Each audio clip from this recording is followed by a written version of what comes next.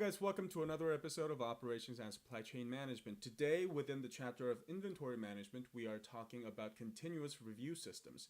Now, continuous review systems run on a number of core assumptions. Namely, first, demand is constant, okay? Second, lead times are known and fixed. Third, holding cost is known and fixed. Fourth, ordering cost is also known and fixed. And last but not least, the unit price of the item is also fixed. Okay, these are the 5 core assumptions to talk about a constant review system. Okay, so as a result, right, if we drew a graph of time and inventory level on the X and Y axes,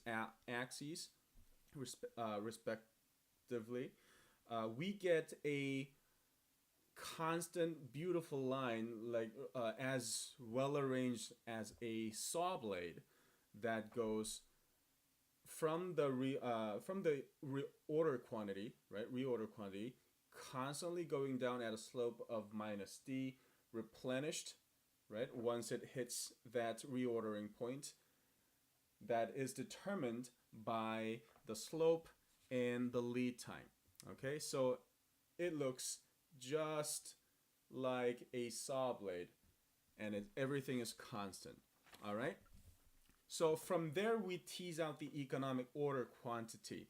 Now the premise is that the total holding and ordering costs for the year comprises of course, 2 components: the total yearly holding cost and total yearly ordering cost. Now take a look at the formula given by the authors in the textbook, and note where the Q lies in each of those components. For the holding cost, the Q is on the nominator side. And for the ordering cost, the Q lies in the denominator side. That means the holding cost rises constantly as the order quantity rises, and the ordering cost,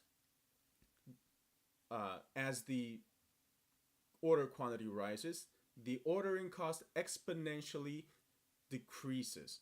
Okay, so we have a straight line going upwards and an exponentially decreasing curve.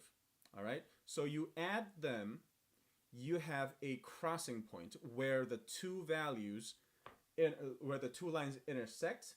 Thus, those two costs are exactly the same.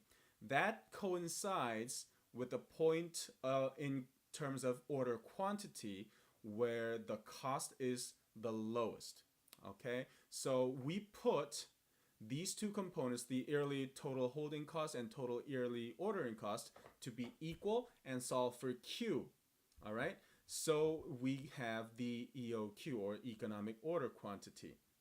All right, so take note of the trade-off between the 2 type of costs, the total yearly holding cost and total yearly ordering cost.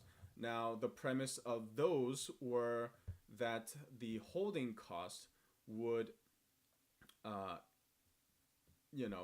increase because of the total inventory that is rising with the ordering quantity, and the ordering cost will decrease as you order much more, because, back to the assumption, the ordering cost per order is the same, right? Whether you order 2 units or 2,000 units. Okay, that was one of the core assumptions.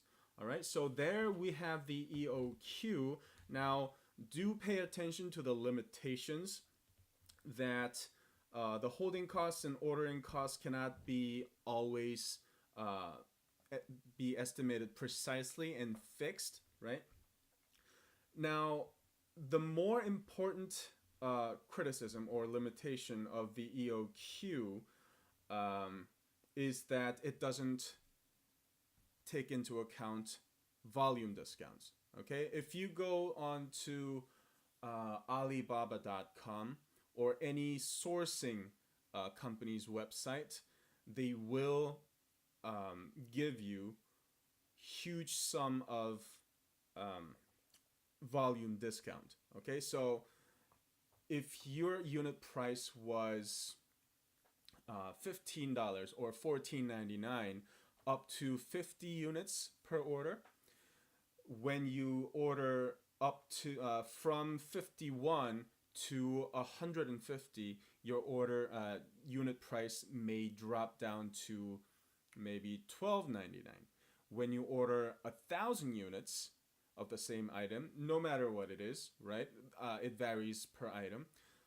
Your unit price may go down to as low as $8.99.